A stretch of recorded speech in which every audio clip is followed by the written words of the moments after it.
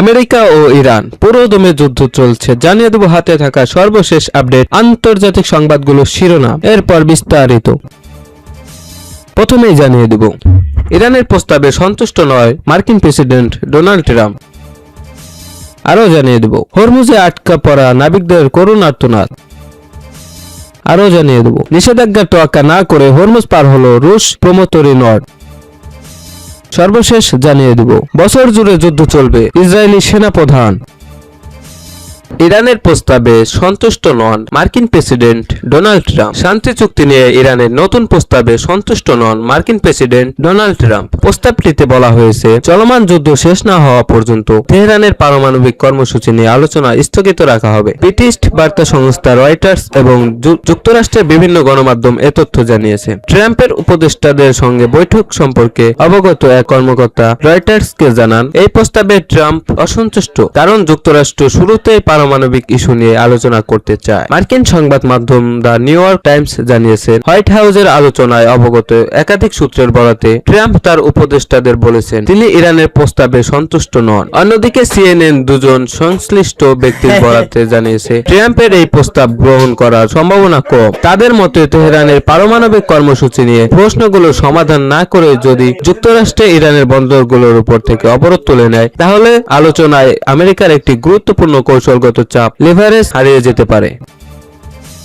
হরমুজে আটকে পড়া নাবিকদের করুণ আর্তনাদ। মধ্যপ্রাচ্য সংঘাতে বন্ধ রয়েছে গুরুত্বপূর্ণ নৌপথ হরমুজ প্রণালী। এতে বিপাকে পড়েছেন হাজারো নাবিক। ট্যাঙ্কার মালিকদের আন্তর্জাতিক সংগঠন ইন্টারট্যাঙ্কও জানিয়েছেন, বর্তমানে 105টির বেশি ট্যাঙ্কার প্রায় 2400 নাবিক আটকে আছেন। খাবারের সংকট আর মৃত্যু ভয়ে ভয়াবহ বিপর্যয়ের মধ্যে দিন কাটাচ্ছেন তারা। ঘরে ফেরার প্রহর গুনছেন, তবে প্রিয়জনের কাছে আর ফেরা হবে কিনা সেই নিশ্চয়তাও নেই। নাম প্রকাশে অনিচ্ছুক এক নাবিক বলেছেন, আমরা আটকে পড়েছি, যেন কারাগারে আছি। আমরা শুধু বাড়ি ফিরতে চাই, যা এই মুহূর্তে সম্ভব নয়। ইরান বলছে, যুক্তরাষ্ট্র ও ইসরায়েলের পক্ষ থেকে যুদ্ধবিরতি লঙ্ঘনের কারণে এই গুরুত্বপূর্ণ জলপথ পুনরায় চালু করা সম্ভব হচ্ছে না। বিশ্ববাজারে তেল ও তরলকৃত প্রাকৃতিক গ্যাসের এলএনজি প্রায় 20%ই এই প্রণালী দিয়ে প্রবাহিত হয়। ফলে এর অচলাবস্থা বৈশ্বিক জ্বালানি সরবরাহে প্রভাব ফেলছে। বিবিসির টুডে অনুষ্ঠানে কথা বলতে গিয়ে ইন্টারট্যাঙ্কর ব্যবস্থাপনা পরিচালনা টিম উইলকিন বলেন, ইরানের উপকূল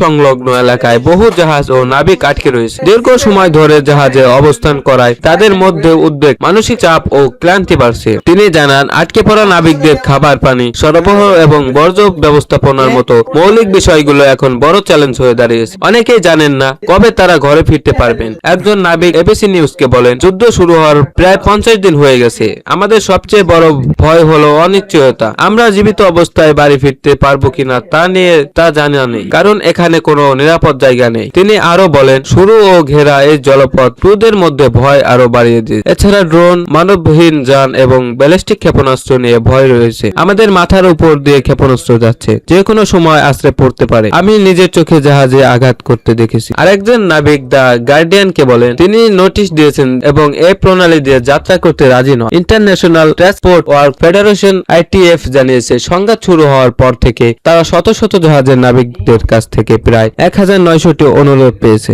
এর মধ্যে প্রায় 20% ছিল দেশে ফেরত পাঠানোর অনুরোধ। বাকিগুলো জ্বালানি, খাবার ও পানি সরবরাহ নিয়ে উদ্বেগ। আইটিএফ আরো জানিয়েছে, তারা এখন পর্যন্ত এই অঞ্চল থেকে 450 জন নাবিককে দেশে ফেরাতে পাঠাতে সাহায্য করেছে। এদিকে যুদ্ধ বন্ধে নতুন প্রস্তাব দিয়েছে ইরান। এতে প্রাথমিকভাবে হরমুজ প্রণালী খুলে দেওয়ার কথা বলা হয়েছে, তবে পরমাণু ইস্যুতে আলোচনা পরের ধাপের জন্য তুলে রাখা হয়েছে। এক মার্কিন কর্মকর্তা এবং সংশ্লিষ্ট বিশেষ অবগত দুই সূত্রের বরাত দিয়ে মার্কিন সংবাদ মাধ্যম এক্সিওস জানিয়েছে, হরমুজ প্রণালী পুনরায় খুলে দেওয়া হবে এবং যুদ্ধ শেষ করার লক্ষ্যে ইরান যুক্তরাষ্ট্রকে একটি নতুন প্রস্তাব দিয়েছে, যেখানে পারমাণবিক আলোচনা পরবর্তী ধাপের জন্য স্থগিত রাখার কথা বলা হয়েছে।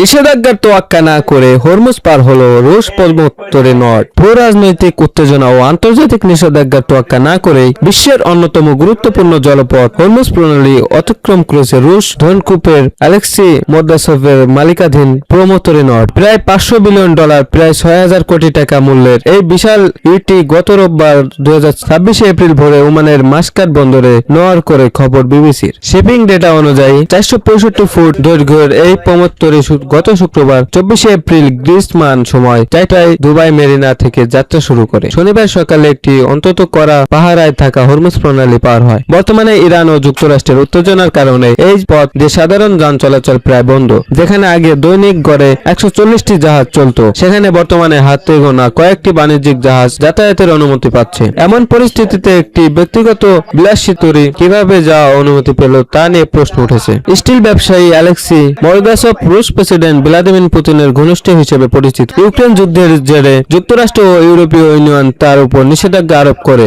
রেখেছে। যদিও নর্ড এর মালিক হিসেবে তার নাম সরাসরি নেই, তবে 2025 সালের রেকর্ড অনুযায়ী তার স্ত্রীর মালিকাধীন একটি রুশ ফার্মের নামে নিবন্ধিত। রাশিয়া ও ইরানের মধ্যকার ক্রমবর্ধমান ঘনিষ্ঠ সম্পর্ক এই চলাচলের মূল চাবিকাঠি বলে ধারণা করা হচ্ছে। বিশেষ করে 2025 সালে দেশ দুটির মধ্যে নিরাপত্তা ও গোয়েন্দা সহযোগিতা বৃদ্ধির চুক্তির পর এই সম্পর্ক আরো জোরালো হয়েছে। উল্লেখ্য, বিশ্বের বৃহত্তম ইউটগুলোর অন্যতম এই নর্ড এ রয়েছে 20টি স্টেটরুম বা বিলাসবহুল শয়নকক্ষ, সুইমিং পুল, হেলিপ্যাড এবং একটি ব্যক্তিগত সাবমেরিন। বর্তমানে এটি আন্তর্জাতিক সংবাদ মাধ্যমে আলোচনার কেন্দ্র রয়েছে।